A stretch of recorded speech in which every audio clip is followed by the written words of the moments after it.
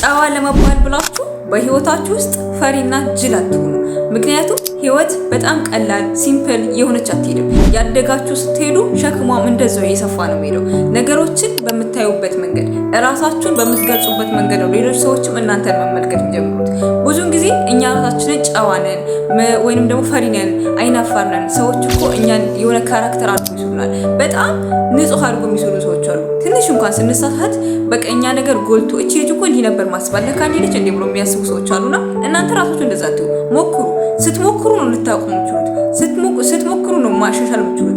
አንድ ነገር በጣም የምትፈራ ከሆነ በጣም አስበው ማድረግ የምትፈራ ከሆነ ለ5 ደቂቃ አድርገው ይባላል። በቀን ውስጥ 5 ደቂቃ አድርገው። በህይወታችሁ ውስጥ ምንም ነገር ሊሆን ይችላል። ምግብ ማብሰል ሊሆን ይችላል። ስፖርት መስራት ሊሆን ይችላል። በህይወት ውስጥ በጣም ሰክሰስፉል የሚያደርገው ማንበብ ሊሆን ይችላል። ማድረግ የምትችሉት ነገር ሁሉ።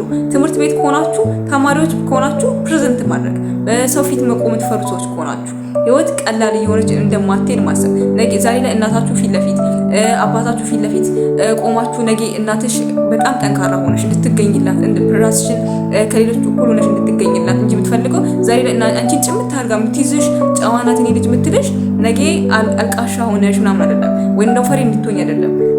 ጥሩ ሆነሽ እንድትገኝላት ነው። ጥሩ ሆነሽ ራስሽን ፕሬዘንት አድርገሽ ቆመሽ ሰክሰስፉል እንደሆነች በትዳርሽ ሆነ በህይወትሽ ሆነ በቢዝነስሽ ሆነ ጠንካራ ሆነሽ እንድትገኝላት ነው እንጂ በሄድሽበት ሁሉ በተገኘሽበት ሁሉ በጣም እኮ እቺ ልጅ እኮ በጣም ጨዋ ናት፣ እቺ ልጅ እኮ በጣም ጎበዝ ናት።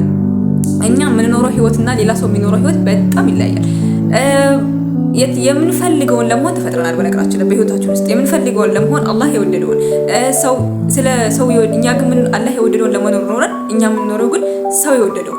በነገራችን ላይ ሰው የሚወደው ወይ ሰው ምን ይለኛል ምናምን ፈጣሪ ከወደደው አንቺ ስትረግጪ ይሄ ቦታ ይደብራል፣ አላህዬን ያስከፋብኛል ትያለሽ። ከዛም በኋላስ አላህን ካላስከፋው ትቀጥይና ወይ እናትና አባቴን ክብራቸውን ይቀንስባቸዋል ትያለሽ። ሁለቱን ካንጻጻሽ በኋላ ሁለቱን ካላስከፋ ዞሮ ሄድና መጨረሻ ላይ አንቺን የሚያስከብሻል፣ ቤተሰቦችሽን የሚያስከብሻል፣ አላህን የሚያስደስትልሻል። አለቀ።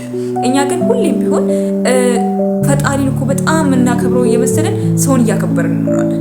የምሬ ነው። ሰውን ማክበር ማለት በጣም ደስ የሚል ነገር ነው። ሰው ስታከብረዋል እንጂ አትፈራው። ምክንያቱም ነገ እናንተ ሰክሰስፉል ሆናችሁ አልሆናችሁ እናንተ ህይወት ውስጥ እነዛ ሰዎች አይመለከታችሁም። በቃ እናንተ ስኬታማ ስትሆኑ ስትደሰቱ እናታችሁ ልትደሰት የምትችለው እንጂ አንቺ ስትወርቂ አንቺ ስታለቅሺ።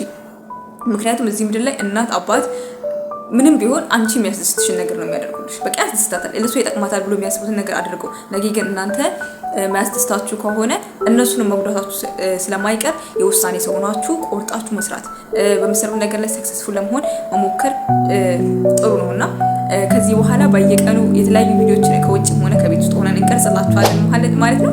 ሰብስክራይብ በማድረግ ቤተሰብ መሆናችሁ እንዳትረሱ። ሰላም አለይኩም።